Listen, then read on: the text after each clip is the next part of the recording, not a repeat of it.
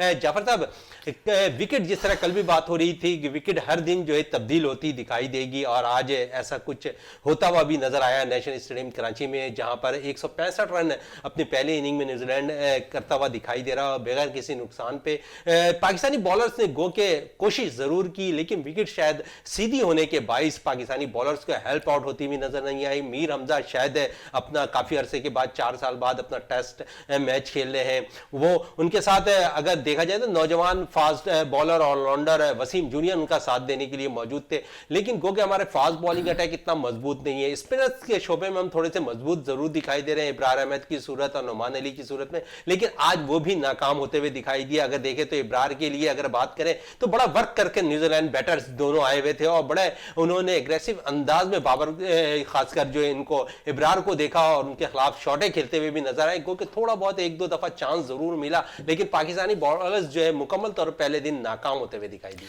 देखिए शहजादा मोइन, अब बात यह है कि कल जिस तरह की विकेट थे आज भी तकरीबन उसी तरह की विकेट थी, कोई ऐसी तब्दीली ख़ास हमें दिखाई नहीं दी। जब कल स्कोर बन सकता है 317, तो आज आपके सामने स्कोर बना दिया है 437 रन। तो मेरे ख्याल में ये है कि विकेट में इतना कोई बदलाव दिखाई नहीं दिया। हाँ, ये कर सकते हैं कि हमारे बाबर आजम जो शुरू में आउट हुआ, मतलब एक बैड लक कह लें मेरे ख्याल में, और अचानक इस तरह का हो गया। लेकिन बाकी हमारे देखें सलमान अली आगा की अगर आप बात करें तो बहुत बेहतरीन उन्होंने बैटिंग की, और जिस तरह बल्ले पे उनकी गेंद आ रही थी लग रहा था कि विकेट में कोई ऐसी बॉलर्स के लिए जान है ही नहीं।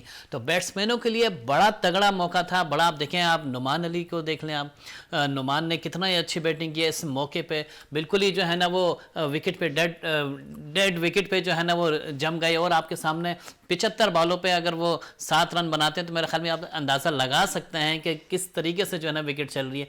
तो मैं समझता हूँ कि इंग्लैंड को से जो हमने सीरीज़ खेली थी उससे कुछ सीखना चाहिए था। थोड़ा सा तेज़ अगर हम खेलते, जिस तरह सलमान अली आगा एंड में खेल रहे हैं, अगर यही चीज़ अगर ये शुरू में खेल लेते तो मेरे ख्याल में कुछ ज़्यादा स्कोर बन सकता था। लेकिन अब जिस तरह न्यूजीलैंड जो है ना उनके ओपनर्स आके छा गए हैं इस वक्त, और हमारे बॉलर्स बेबस दिखाई दे रहे हैं, तो मैं समझता हूँ कि इस मौके पर अगर सलमान अली आगा की हम बात करें कि उनको लिया भी ऑफ स्पिनर के तौर पे, तो अगर 2 लेफ्ट हैंडर्स आपके खेल रहे हैं तो सलमान अली आगा को क्यों नहीं यूटिलाइज किया गया। बाबर आजम तो करते दिखाई दिए, बाबर आजम खुद आ गए, 3 ओवर्स उन्होंने खुद कर लिए, लेकिन सलमान को ओवर नहीं दिया। तो मकसद ये है कि अगर वो ऑफ स्पिन करते हैं तो इस लेफ्ट हैंडर्स के लिए तो बड़े कारआमद साबित हो सकते थे। करवा लेते आप 1 ओवर या 2 ओवर आप करवा लेते, जिस तरह आपने खुद बाबर आजम ने किए। तो मैं समझता हूं कि विकेट में आज तो कोई ऐसी तब्दीली दिखाई नहीं दी। हाँ, हो सकता है कि कल क्या सिचुएशन होती है वो देखना पड़ेगा। बिल्कुल देखना पड़ेगा। अब हमें टेलीफोन लाइन पे ज्वाइन कर लिया है senior sports analyst Naseem Rajput साहब ने।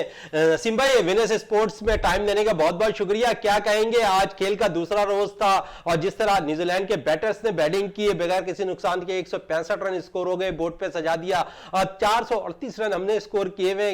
गो के फर्क अब ज्यादा नजर नहीं आ रहा है, लेकिन बैटर्स बड़ी उम्दा बैटिंग का परफॉर्म करते हुए दिखाई दे रहे हैं न्यूजीलैंड के। अभी फर्क तो रन्स के एतबार से अगर शहजादा भाई देखते हैं तो फर्क तो है, अभी रन्स तो काफी है, लेकिन जिस तरह ये पिच खेल रही है, जिस तरह कंडीशन दिखाई दे रही है, कोई हम सोच रहे थे कि अबरार बहुत इफेक्टिव होंगे इस जगह पर। कल जिस तरीके से एजाज पटेल को स्टार्ट में ही टर्न मिला था और पाकिस्तान के 4 जल्दी आउट हो गए थे, तो नए बॉल से हम भी एक्सपेक्ट कर रहे थे कि पाकिस्तान कोई ना कोई कामयाबी ब्रेक थ्रू मिलेगा। मीर हमजा का कमबैक हुआ था, कोशिश उन्होंने जरूर की, लेकिन बिल्कुल अभी इतने अरसे के बाद कमबैक हुआ एक टेस्ट मैच में, तो कुछ भी नहीं कह सकते। और इस पिच पर तो आपने न्यूजीलैंड के फास्ट बॉलर्स को देखा होगा कि जब वो बॉलिंग कर रहे थे तो विकेट कीपर तक स्टंप्स के साथ खड़े हुए थे कई मरतबा इस तरह भी। तो फास्ट बॉलर्स के लिए तो यहाँ कुछ भी नहीं है। हमारी उम्मीद स्पिनर्स के साथ थी, और मैं ये एक्सपेक्ट कर रहा था कि जिस तरीके से कल न्यूजीलैंड के कैप्टन ने फौरी तौर पर सऊदी एजाज पटेल को और अपने सेकंड स्पिनर को लेकर आ गए थे, हाँ, तो सूदी को लेकर आ गए थे, तो उन्होंने बहुत जगह पे गेंद करके शुरू में ही 2 स्टंप करा दिए। तारीख में कभी भी नहीं हुआ क्रिकेट की कि पहले ही रोज किसी भी टीम के 2 बैट्समैन स्टंप आउट हुए, इब्तिदाई दोनों बैट्समैन, तो वो भी हुआ था वहां पे। मेरे ख्याल में अबरार से शुरू कराना चाहिए था। वो जो स्किट किया था, आपने देखा होगा इंग्लैंड के खिलाफ भी मैच, उन्होंने क्राउले को 2 मरतबा आउट किया था। तो मेरे ख्याल में ज्यादा बेहतर होता कि बजाय मीर हमजा और वसीम जूनियर के ही अबरार से शुरू कराते, एक प्रेशर डेवलप करते। अच्छा, प्रेशर की बात हो रही है, स्पिनर्स की बात हो रही है नसीम भाई, है तो जिस तरह Salman Ali Agha off spin ball करते हैं, तो कप्तान ने उनको आजमाने का फैसला नहीं किया, खुद कप्तान बॉलिंग करने आ गए, इस पे क्या कहेंगे? अब कुछ आउट ऑफ द बॉक्स करने के लिए गए थे बाबर आजम के। सलमान अली आगा से पहले जो है ना वो कोशिश ये कर ले कि किसी तरीके से कोई एक ब्रेक थ्रू शायद वो दे दें, कोई एक आध लूज बॉल पे। देखें, पाकिस्तान ने जो विकेट दिए ये बड़ा गौर करने वाली चीज है। पाकिस्तान ने विकेट दिए हैं बुरी बॉल्स पे, कई बुरी बॉल्स पर भी विकेट गई है, अच्छी बॉल पे विकेट नहीं है। हमको हटके बॉल मार रहे हैं विकेट कीपर, क्या ग्लव लग के चला गया, कैच हो गया, लॉन साइड पे खेला उसने, एक ऐसा कैच ले लिया। हमने कहीं ना कहीं हमारी थोड़ी सी कैजुअल अप्रोच दिखाई दी बैटिंग के दौरान, इसके बावजूद भी हम 438 रन करने में कामयाब हो गए। इसके बरक्स न्यूजीलैंड के दोनों ओपनर्स, कॉनवे की बात कर लें या फिर दोनों ने जो है ना वो बड़ा जबरदस्त किस्म का आगाज जो है वो अपनी टीम को फराहम किया है, और दोनों ओपनर्स बहुत ही फ्रैक्चरल अंदाज से खेले। देखिए, वो रन रेट भी अगर आप देखें तो 3.4 पे खेल रहे हैं। हमने आज अजीब सी क्रिकेट खेली, समझ में नहीं आया कि हम मेरे ख्याल में शायद शाहिद खान अफरीदी जिस तरीके की सिलेक्शन कमेटी पावरफुल दिखाई दे रही है, या नजम सेठी साहब कल अपनी प्रेस कॉन्फ्रेंस में ये दावा करते हुए, बात करते हुए दिखाई दिए कि हम एग्रेसिव क्रिकेट खेलेंगे, हमारी पिचेस मुख्तलिफ होगी। ये जरूर देखना होगा कि नुमान अली को 76 गेंदें खेलकर 6 रन जो बनाए उन्होंने, तो हम फिर किस माइंड सेट की जानिब है? हम फंसे हुए तो कोई इतना ज्यादा बहुत ज्यादा नहीं थे। ठीक है, बाबर आजम आउट हुए थे, 300 प्लस थे। हमारी अप्रोच ना फिर थोड़ा तो बिल्कुल जो है ना वो डाउन हो जाती है। हालांकि यही आगा सलमान ने अच्छे स्ट्रोक्स खेले, सेंचुरी स्कोर की, बहुत उनको क्रेडिट जाएगा कि आखिरी के बैट्समैनों के साथ उन्होंने रन बनाए। लेकिन वो जो स्टार्ट का टाइम था, हमने बहुत ज्यादा डिफेंसिव प्ले किया। शायद जिस तरीके से मॉडर्न डे क्रिकेट हो रही है उसमें 50 रन हम या 40 रन हम और ऐड कर सकते थे अगर हम बहुत ज्यादा डिफेंसिव मोड में उस वक्त नहीं चले जाते। अच्छा नसीम भाई, 2 दिन तो अख्ताम पजीर हो गए, दूसरा दिन कल, तीसरा दिन है। सुबह के टाइम जो है फास्ट बॉलर को थोड़ी सी हेल्प आउट जरूर मिलती है विकेट पर, तो समझ रहे कल आज जो शाम को मीटिंग होगी टिंग टैंक की, उसमें कुछ अहम फैसले जरूर नजर आएंगे ताकि बॉलिंग के शोबे में जो हमारी कमजोरियां नजर आ रही है, क्योंकि हम देखते हैं कि दोनों ही नए बॉलर हैं। मीर हमजा 4 साल के बाद कम बैक कर रहे हैं, वसीम जूनियर अभी उन्होंने तीसरा टेस्ट मैच खेलते हुए दिखाई दे रहे, तो यकीनन पाकिस्तान के लिए एक बड़ा अलमिया है कि पाकिस्तान के फास्ट बॉलर इस वक्त अच्छी कारकर्दगी दिखाते हुए नजर नहीं आ रहे। गो के नेशनल स्टेडियम कराची की विकेट जो है थोड़ा सा सपोर्ट सुबह के टाइम जरूर करती है फास्ट बॉलर को। देखिए, सुबह के टाइम भी करती है, शाम के टाइम भी करती है, लेकिन पिच की भी तो अपनी एक नोयत होती है और फिर बॉलर्स पे भी बहुत डिपेंड करता है। देखिए, हम इंग्लैंड के बॉलर जो हॉस्टाइल बॉलिंग कर रहे थे, उनके फास्ट बॉलर ने आउट करके दिए थे यही कराची में, सिमिलर इसी तरीके की पिच पे, और वो यहाँ पे मैच जीत के गए थे 3 दिन में। हॉस्टाइल बॉलर्स की कमी है हमारे पास। हमारे जो दोनों सीमर्स है उनका पेस ज्यादा नहीं है, दोनों अपने स्विंग और सीम के ऊपर ज्यादा जाते हैं, लेकिन यहाँ पर थोड़ी जान भी दरकार है इस पिच के ऊपर। जानदार बॉलर जैसे यही इसी पिच के ऊपर शोएब अख्तर गेंद कर रहे होते थे, वसीम अकरम, वकार यूनुस, इवन आमिर, आसिफ, वो जिस तरीके की बॉलिंग करते थे, वो हॉस्टाइल बॉलर की कमी है। अगर हमारे जो हॉस्टाइल बॉलर है वो अनफॉर्चुनेटली मैं बिल्कुल ये एक चीज नजर आती है कि वो सिर्फ और सिर्फ व्हाइट बॉल के बॉलर्स हैं, वो रेड बॉल के बॉलर्स नहीं है। चाहे आप तीनों टॉप बॉलर्स की आप बात कर लें, हमें इनको बहुत संभाल के यूज करना चाहिए और टेस्ट क्रिकेट के लिए हमें स्पेशली। तो आप कहने का मकसद है कि अगर शाहीन शाह आफरीदी फिट हो जाते हैं तो वो भी व्हाइट बॉल के बॉलर है, रेड बॉल के बॉलर फास्ट टेस्ट क्रिकेट के नजर नहीं आते वो भी? देखिए, शाहीन शाह आफरीदी इसमें कोई शुबा नहीं है, हमारे नंबर 1 बॉलर है।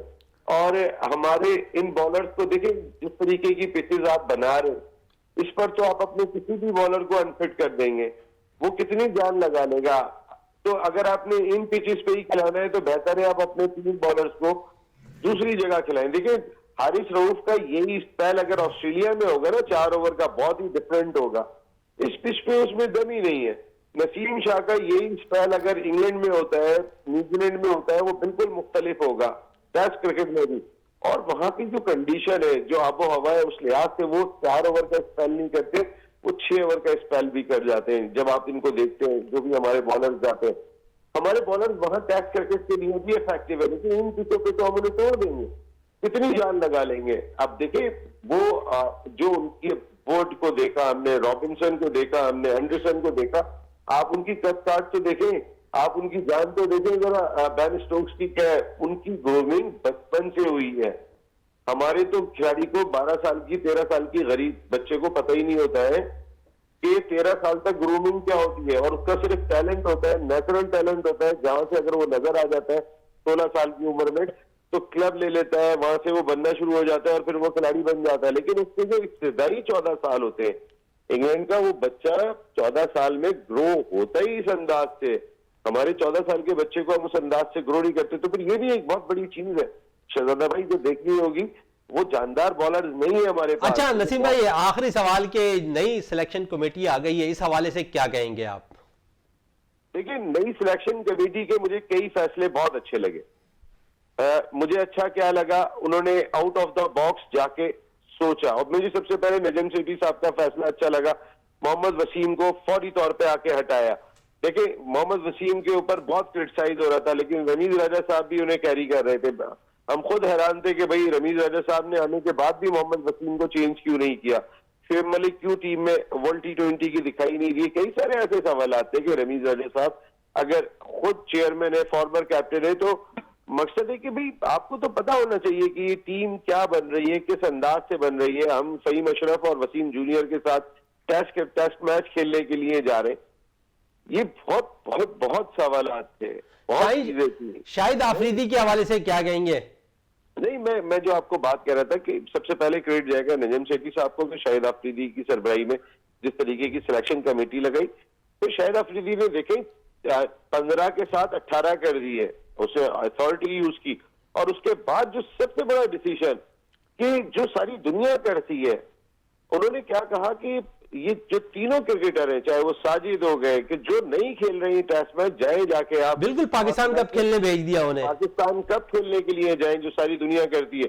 हमने यार 20 खिलाड़ी जो है वो पिछली सीरीज में आपको याद होगा रखे हुए थे शहजादा भाई, और कायद आजम ट्रॉफी का फाइनल था जिसमें सरफराज भी खेल सकता था, जिसमें हम हारिस रऊफ को भी चेक कर सकते थे, क्योंकि नॉर्दर्न से मैच था, वो नॉर्दर्न से खेलते कि भाई किस तरीके की जो है वो उनकी फॉर्म। बिल्कुल नसीम भाई, हमारे साथ टेलीफोन लाइन पे ही मौजूद रहिएगा। जाफर हुसैन साहब हमारे साथ स्टूडियो पे मौजूद है, मजीद इनसे भी बात करते हैं नौजवान खिलाड़ियों के हवाले से। जाफर साहब बड़ी अच्छी बात कर रहे थे नसीम भाई के, जिस तरह उन्होंने प्लेयर्स को रिलीज किया पाकिस्तान कप खेलने के लिए, पहले स्क्वाड में लाया, फिर स्क्वाड में जब वो मैचेस खेलते नजर आए, तो पूरी दुनिया यही करती है कि जब स्क्वाड में शामिल है और वो फ्री है, तो उसके बाद टीम के लिए जो पाकिस्तान का कप इस वक्त चल रहा है, तो उस पर रिलीज कर दिया गया। उसके साथ साथ हम देखते हैं कि जिस तरह सिलेक्शन कमेटी ने नौजवान 3 प्लेयर्स को अब टीम में शामिल किया है, इस सिलेक्शन कमेटी ने जो नौजवान प्लेयर्स जूनियर लीग में बड़े अच्छा परफॉर्म करते हुए दिखाए थे, बेस्ट बॉलर, बेस्ट ऑलराउंडर और बेस्ट बैट्समैन के तौर पर तीनों प्लेयर्स को अब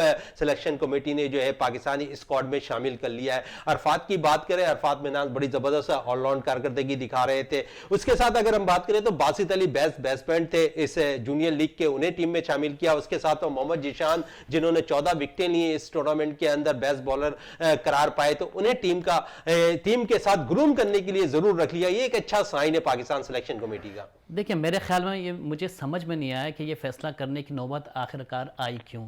आपके वो 3 प्लेयर्स जो कि थे स्क्वाड के साथ आपने भेज दिया, बहुत अच्छी बात है, क्योंकि पाकिस्तान कप चल रहा है, वहाँ पे भी ज़रूरत होती है। लेकिन मेरे ख्याल में आज के मैच में बड़ी कमी महसूस हुई साजिद खान की, ऑफ स्पिनर की, जो कि हम ओपनर्स को ही आउट ना कर सके। अगर साजिद खान होते, मेरे ख्याल में ऑफ स्पिन हमारी ज़्यादा मजबूत होती, बाबर आजम को आके बॉलिंग नहीं करवानी पड़ती। इब्रार इतनी ज़्यादा ऑफेंसिव साबित नहीं हुए, आपने देख लिया। लेकिन बाकी जो 3 खिलाड़ियों के जो जूनियर की बात कर रहे हैं, हम उनको जो इंक्लूड किया है, मेरे ख्याल में बहुत अर्ली कर लिया है। और अगर ये कल चेयरमैन साहब ने भी यही कहा कि भाई हमें तो वो फार्मूला ही पसंद नहीं आया, हमें तो समझ ही नहीं आया कि ये जूनियर लीग थी क्या और क्या होने वाली थी, क्यों की थी। तो मकसद ये है कि अगर उन्हीं खिलाड़ियों को, उसी जूनियर लीग से खिलाड़ियों को, 3 खिलाड़ियों को इसमें शामिल किया, तो मेरे ख्याल में ये भी एक बहुत जल्दी का फैसला है। ऐसा लग रहा है कि नजम सेठी साहब और शाहिद आफरीदी साहब बहुत जल्दी में फैसले कर रहे हैं और बहुत ज़्यादा करने की कोशिश कर रहे हैं। बिल्कुल, बहुत ज्यादा जल्दी करने की कोशिश। इसी पे नसीम साहब से भी बात कर ले। नसीम क्या कहेंगे इस हवाले से? नहीं नहीं, मैं ये क्लियर करूंगा जाफर को। जाफर ये वो खिलाड़ी खेलेंगे नहीं, उनको शामिल करने का मकसद ये नहीं है। ग्रूम करना है उनको। उनको रखने का मकसद ये है कि उनको ड्रेसिंग रूम के एटमॉस्फेयर से आगाह करना है। आप खुद देखो जाफर, क्या प्रोडक्ट आ रहे हैं हमारे पास इस वक्त। जो प्रोडक्ट आ रहा है कि हम जिन लोगों के साथ टेस्ट मैच खेल रहे हैं, अगर पाकिस्तान जूनियर लीग देखी होगी तो उसमें कई फास्ट बॉलर्स अच्छे थे। और खास तौर पे अगर आपने अगले साल वर्ल्ड कप खेलना है तो मेरा नहीं ख्याल कि आपको अपने इन 3 फास्ट बॉलर्स को जो इंजरी के बाद वापस आ रहे हैं टेस्ट क्रिकेट में बहुत ज्यादा यूज करना चाहिए। नसीम भाई, मेरे कहने का मकसद ये है कि क्या आपको हुरैरा नजर नहीं आ रहा? आपने कामरान गुलाम को 3 साल बाद शामिल किया, बहुत अच्छी बात है, लेकिन जो पाकिस्तान कप खेल रहे हैं और आप बात कर रहे हैं वर्ल्ड कप की, तो वर्ल्ड कप भी वनडे होने वाला है और वर्ल्ड कप के लिए जो पाकिस्तान कप में अच्छी परफॉर्मेंस दे रहे हैं, अगर उनको भी देखिए, इन सब बच्चों की उम्र जो है ना वो 18 से 20 साल तक की है, लेकिन जो आपके पाकिस्तान कप खेल रहे हैं उनकी भी तकरीबन यही एज चल रही है। तो मेरे ख्याल में अगर पाकिस्तान कब से आप उठा के लाते जो जिनकी लाइन लगी हुई है कि हाँ ये हमारे मुस्तकबिल के सितारे हैं, तो मेरे ख्याल में वो ज्यादा अच्छा होता। या फिर ये लोग आपकी इत्तला के लिए कि पाकिस्तान कप खेल रहे हैं, ये तीनों के तीनों खिलाड़ी के जिनकी सिलेक्शन हुई है ये तीनों पाकिस्तान कप खेल रहे हैं। और इसके अलावा मैं आपको बताऊं 8 खिलाड़ी इस पाकिस्तान जूनियर लीग के ऐसे हैं कि जिनकी सिलेक्शन हुई है पाकिस्तान सुपर लीग में। तो कहने का मकसद ये है कि उनमें से अगर पाकिस्तान क्रिकेट बोर्ड की सिलेक्शन कमेटी ने उन यंगस्टर्स में से उन 3 यंगस्टर को लिया है सिर्फ, उसमें जो तीनों टॉप थे अपनी कैटेगरी के, कोई एक भी ऐसा नहीं हुआ कि जो सेकंड था या थर्ड था, लिया तो वो था कि जो टॉप था। तो इसका मकसद है उन टॉप परफॉर्मर्स को आपने कहीं ना कहीं एक रिवार्ड दिया। और ऐसे वक्त में कि जब आपकी टेस्ट टीम स्ट्रगल करती हुई दिखाई दे रही है, मेरा ख्याल है आपकी जूनियर लॉट की बहुत जल्द आपको बहुत ज्यादा जरूरत पड़ने वाली है। नसीम भाई, जूनियर लीग T20 की हुई थी, आप टेस्ट में शामिल कर रहे हैं, एक एटमॉस्फेयर देना चाह रहे हैं, तो वनडे में कर लेते हैं, वो ज्यादा बेहतर नहीं है? पाकिस्तान में कितनी अंडर 19 क्रिकेट होती है जाफर, ये आप बहुत अच्छी तरीके से जानते हैं। तो हमने चाहे टेस्ट टीम बनानी है और आने वाला वक्त मैं आपको बता दूं, आपको एग्रेशन के साथ जाना पड़ेगा क्रिकेट के अंदर। टेस्ट क्रिकेट भी आपको चेंज होती हुई दिखाई देगी। वो कि हम बड़ी मुश्किल से बदलेंगे, हम आखिर में बदलने वालों में होंगे, इसमें कोई शुबा नहीं है। लेकिन जाफर हमारे यहाँ पे 3 कब बदलेंगे? अभी सबक तो हासिल किया ही नहीं हमने। नुमान अली उसी तरह खेले जो 1 साल पहले खेले थे, आज भी उसी तरीके से खेले नुमान अली, 75 बालों पे 7 रन। तो आप देख रहे हैं, क्योंकि सलमान अली आगा ने भी जो है ना वो तकरीबन 70 रन बनाने के बाद स्पीड पकड़ी है। नहीं, पहले उस पर बात करें जो अभी आप बात कर रहे थे ना जाफर, वो जो 3 खिलाड़ियों को शामिल किया है ना, इसमें बहुत जो है ना वो एक गहराई दिखाई दे रही है, एंड दैट्स वेरी गुड। इस पे मेरे ख्याल है हम तमाम साथियों को थोड़ा सा साथ खड़े होना चाहिए। जाफर, क्या ख्याल है? साथ हम खड़े हैं, देखिए पीसीबी अच्छा काम करेगी, हम उसके साथ खड़े हैं, लेकिन अगर कोई गलत काम हो रहा है उसकी हम निशानदेही करेंगे। आपको मालूम है नसीम भाई, ये सारी उस्तादियां आपने ही सिखाई हैं हमें। नहीं, ये गलत लग रहा है आपको? नहीं, बिल्कुल सही चीज की है, लेकिन थोड़ी सी जिस तरह जाफर साहब कह रहे थे नसीम भाई कि हुरैरा का टीम में शामिल ना होना, उसके अलावा मुबशिर खान एक प्लेयर हैं जिन्होंने 30 विकेटें भी हासिल की हुई है, 5 सेंचुरियां भी स्कोर की हुई है कायद आज़म ट्रॉफी में, वो भी कहीं पर नजर नहीं आए सिलेक्टर को। देखिए, उनको अगर शामिल किया जाएगा ना तो उनको उन 15 प्लेइंग जो टीम अनाउंस होती है ना उसमें शामिल किया जाएगा। ये तीनों बच्चे ना तो 15 का हिस्सा है ना अगले 30 का हिस्सा है। आप बात को समझें। अगर हुरैरा को शामिल किया जाएगा ना तो हुरैरा जो इतना परफॉर्म करके आ रहे हैं, या जिस खिलाड़ी ने 5 सेंचुरियां कायद आज़म ट्रॉफी में स्कोर की है, वो आएगा एज ए बैट्समैन। वो सिर्फ माहौल देखने के लिए नहीं आएगा टीम का, उसकी सिलेक्शन डिफरेंट अंदाज से होगी। ये सिर्फ और सिर्फ एक एटमॉस्फेयर लेकर है। और मेरी अपनी जाती राय में एक डिस्टेंस, बिल्कुल एक अच्छी चीज है कि ड्रेसिंग रूम शेयर होना चाहिए नौजवान क्रिकेटर्स का, जिस तरह उन्होंने परफॉर्म किया जूनियर लीग में, और जब वो ड्रेसिंग रूम शेयर करेंगे तो बहुत तजुर्बा हासिल करने की उनको मौका मिलेगा। बिल्कुल जाफर भाई को भी ये बात बताएं। जी जाफर भाई समझ गए। नसीम भाई बहुत बहुत शुक्रिया आपका वीनस स्पोर्ट्स में टाइम देने का, बहुत बहुत शुक्रिया। बड़ी जबरदस्त बात आप कहते हुए नजर आए कि नौजवान खिलाड़ियों को यकीनन पीसीबी को मौका देना चाहिए और उनको ग्रूम करना चाहिए, और जिस तरह पीसीबी अब अच्छा काम करती हुई दिखाई दे रही है, ड्रेसिंग रूम शेयर करने के 3 नौजवान प्लेयर्स को जो पाकिस्तान जूनियर लीग मुनक्किद हुई थी उसमें जिन प्लेयर्स ने अच्छा परफॉर्म किया वो इस वक्त पाकिस्तानी टेस्ट स्क्वाड का हिस्सा बनते हुए दिखाई दिए। इस वक्त ब्रेक के लिए कहा जा रहा है, ब्रेक से वापस आते हैं तो गुफ्तगू को मजीद जारी रखते हैं।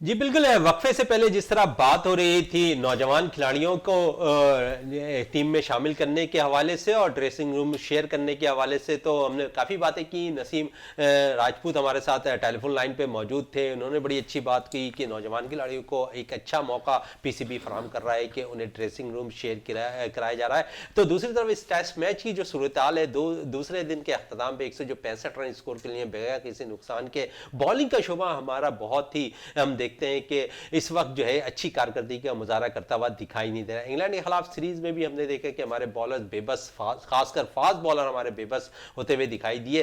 तो इस तरह से कुछ अहम किरदार जरूर अदा किया था। थोड़ी सी फास्ट बॉलिंग के हवाले से जाफर हुसैन से बात करते हैं। जाफर साहब, इस टेस्ट मैच के अंदर जिस तरह हम बात अभी थोड़ी देर पहले कर रहे थे मीर रमजा के हवाले से, वसीम जूनियर के हवाले से, इब्रार के हवाले से, समझ रहे हैं इस टेस्ट मैच के अंदर इब्रार अहमद पे बहुत ज्यादा प्रेशर हो गया है, लेकिन न्यूजीलैंड बैटर उन पर मुकम्मल तौर पर वर्क कर आए हैं।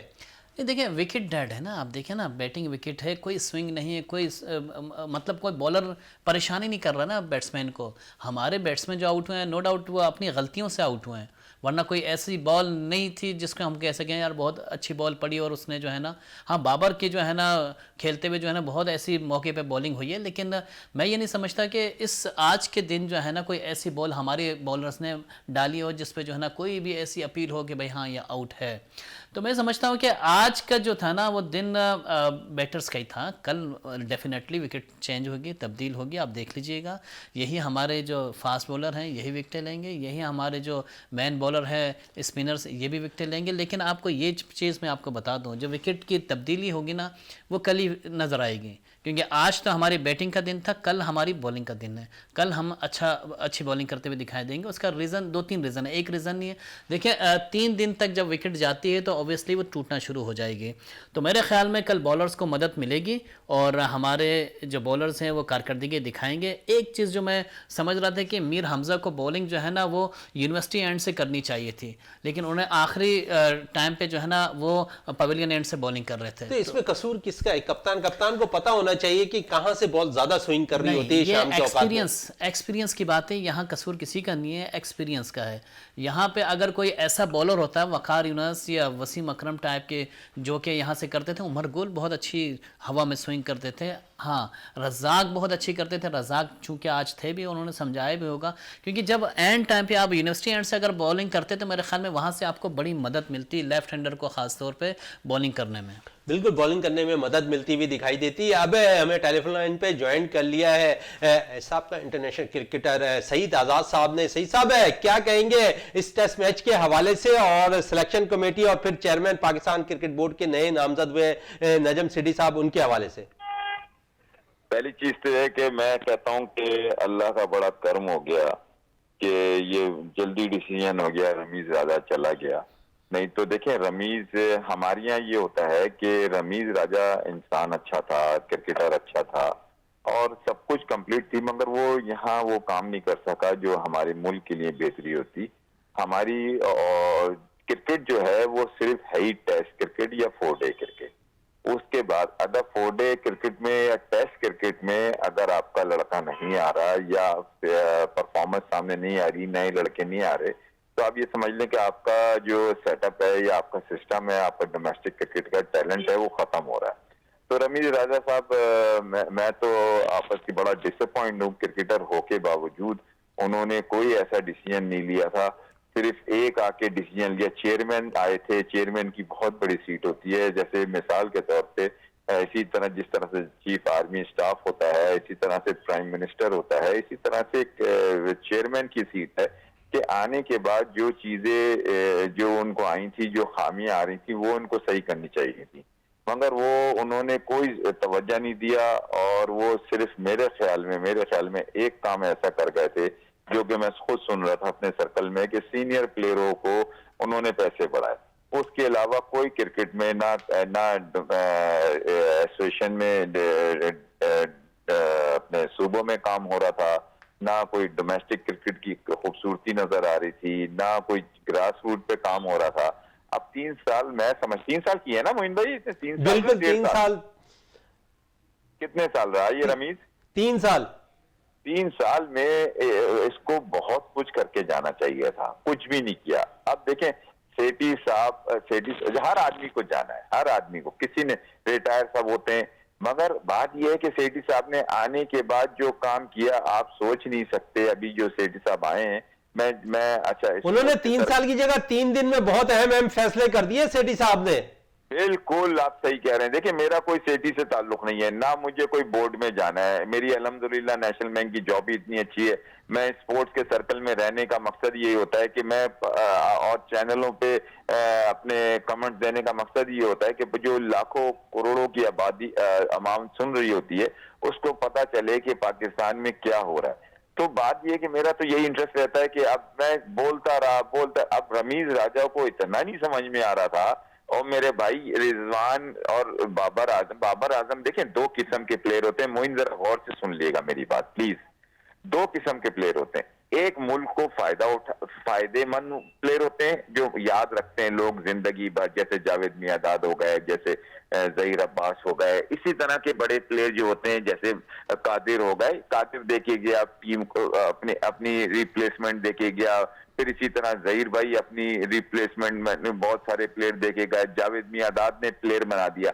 बाबर आजम ये वो प्लेयर मुझे लग रहे हैं कि सिर्फ अपनी परफॉर्मेंस पे उनकी कॉन्सेंट्रेटिंग, उनका कोई ऐसा नहीं है बाबर आजम का कि पाकिस्तान को कोई दे के चले जाए। वो कप्तान होता ही प्लानिंग के लिए है, कप्तान फ्यूचर एंड है, सबसे बड़ी सीट होती है कप्तानी की पाकिस्तान में क्रिकेट की। अब कितने रिकॉर्ड करोगे भाई? अब कोई ऐसा काम कर जाओ जो दुनिया में तुम्हें याद किया जाए, जैसे परफॉर्मेंस तुम्हारी याद की जाएगी, पाकिस्तान की अवाम भी याद करे कि बाबर आजम आया था, उसने 4 प्लेयर देके गया, यूनुस खान 4 प्लेयर दे गया आपको, हर आदमी 4 प्लेयर दे गया आपको पाकिस्तान के लिए जो वर्ल्ड क्लास बने। यहाँ तो 2 ही आदमी की चल रहा था, बाबर आजम और रिजवान, बाबर आजम रिजवान। अब मुझे सलमान अली आगा को तो लेकर आए बाबर आजम अपनी ख्वाहिश पर।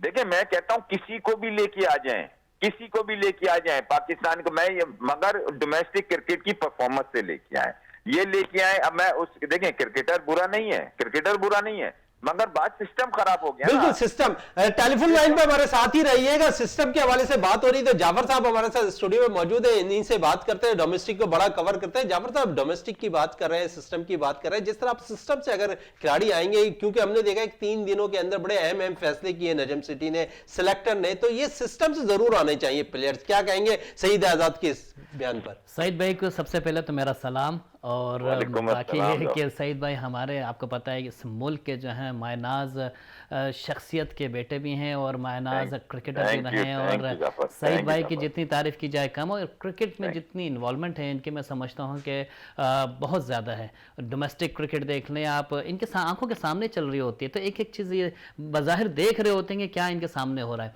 तो सईद भाई जिस तरह आपने कहा कि बहुत अच्छा टेन्योर नहीं गुजरा रमीज राजा का, और बिल्कुल आप सही कह रहे होंगे, ये आपका अपना पॉइंट ऑफ व्यू है, लेकिन मैं समझता हूँ कि जिस तरह नजम साहब आए हैं ये बहुत ही फास्ट लग रहे हैं, और जिस तरह आप देख रहे हैं कि सिलेक्शन कमेटी में एक ऐसे क्रिकेटर को चेयरमैन बनाया है जो कि बहुत ही फास्ट खेलते भी रहे हैं, और अब जितने फैसले कर रहे हैं वो भी तेज तरीन मेरे ख्याल में कर रहे हैं।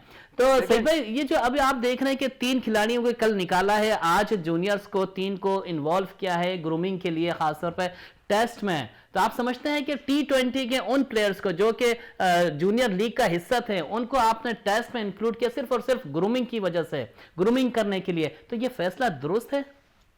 देखें, बात सिर्फ इतनी सी है कि मुझे जाफर, तुमने बड़ी ये वाली जो इंफॉर्मेशन दी है ये तो बहुत जबरदस्त। जूनियर अंडर 19 की बात कर रहे हैं जी जी या बिल्कुल। जी जी अंडर 19? अच्छा, एक जमाने में ये अगर आप उसको अगर आप लेके आके खिला दें, जैसे अभी बाबर आजम ने या पिछली रमीज ने अभी फास्ट बॉलर खिलाया था। खिलाना एक अलग चीज है, एक बच्चे को ये सिनारियो देना, एटमॉस्फेयर देना टेस्ट क्रिकेट का, प्लेयर का लाइफ स्टाइल बैठना।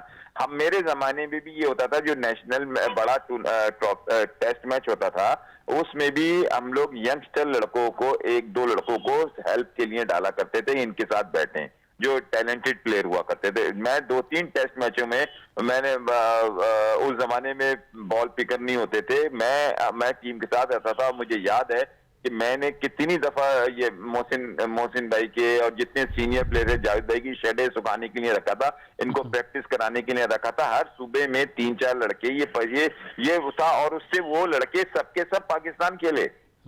ये अगर ये सोच है तो बहुत अच्छा है कि ग्रूम करने के लिए 3 टैलेंटेड हर सूबे के लड़के लेके आपने रख दिए, और उनको खिलाना नहीं है अभी तक। जब तक फर्स्ट क्लास क्रिकेट में उनकी परफॉर्मेंस नहीं होगी, 30-40 मैच नहीं हो अच्छा, सबसे अच्छी चीज है बिल्कुल सईद भाई इस तीनों लड़कों की ये है कि जिन्होंने अंडर 19 जूनियर लीग में शिरकत की और बेस्ट बॉलर बने, बेस्ट बैट्समैन बने और बेस्ट ऑलराउंडर बने, उन तीनों लड़कों को टीम में शामिल किया है।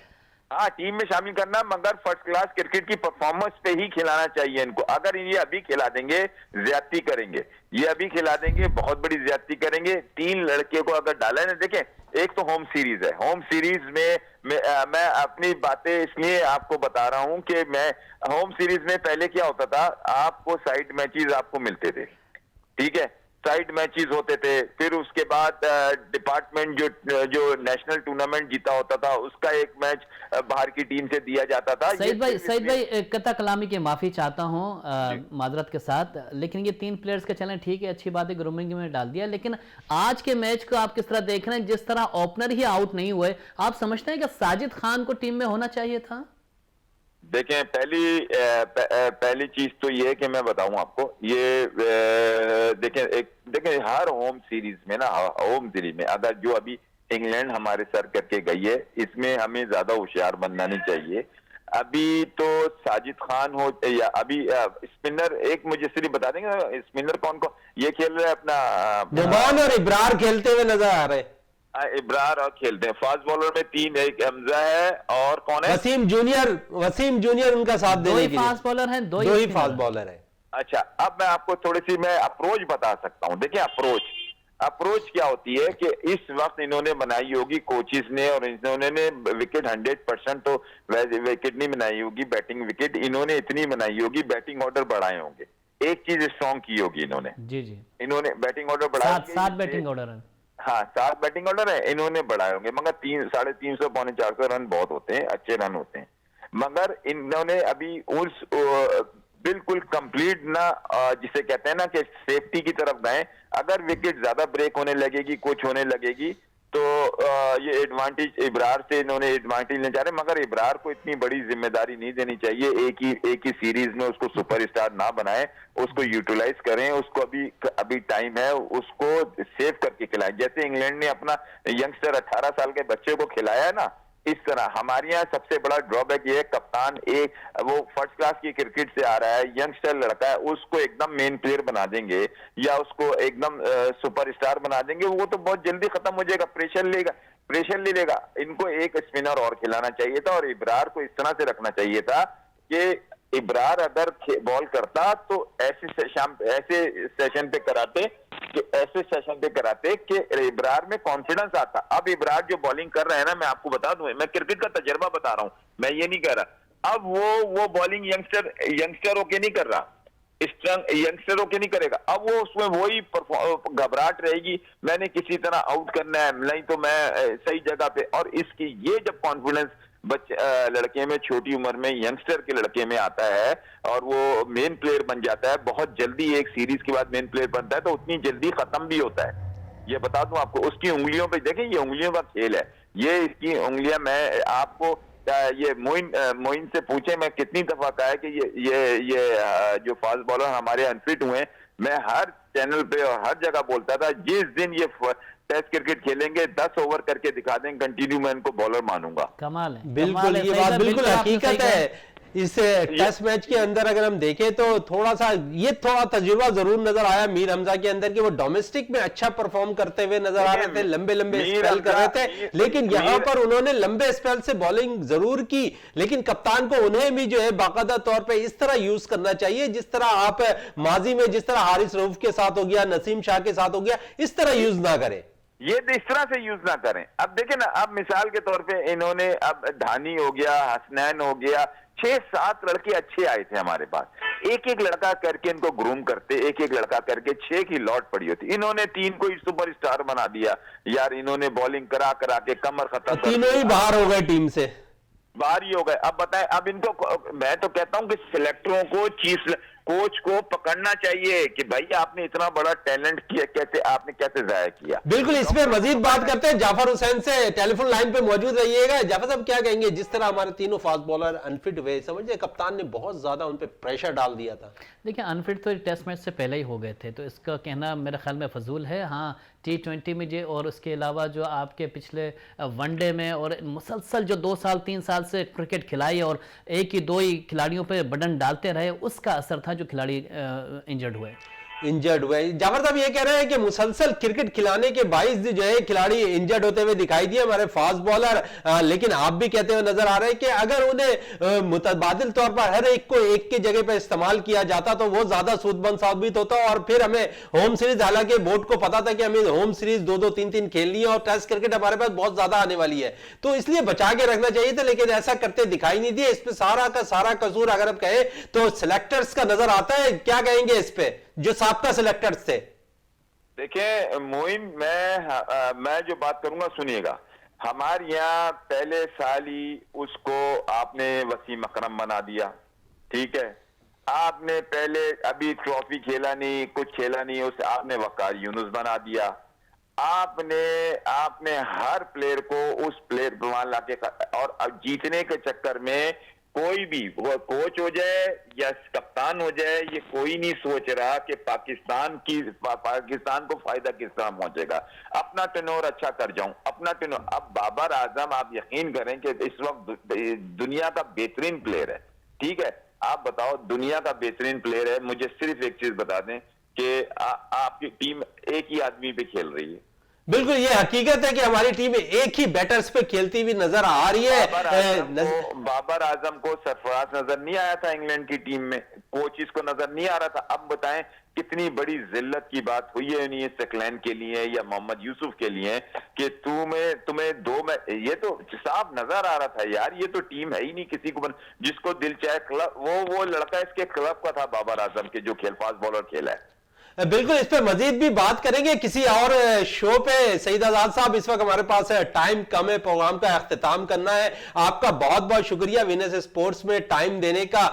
जाफर साहब, आपका भी बहुत बहुत शुक्रिया जो है स्पोर्ट्स में टाइम देने का। प्रोग्राम का अख्तिताम करते हैं इस दुआ के साथ कि पाकिस्तान में खेल और खिलाड़ी तरक्की करते रहें और पाकिस्तान का सबसे लाली परचम दुनिया भर में रोशन रहे। इसी के साथ अपने मेजबान शहजादा मोइन को इजाजत दें। पाकिस्तान जिंदाबाद।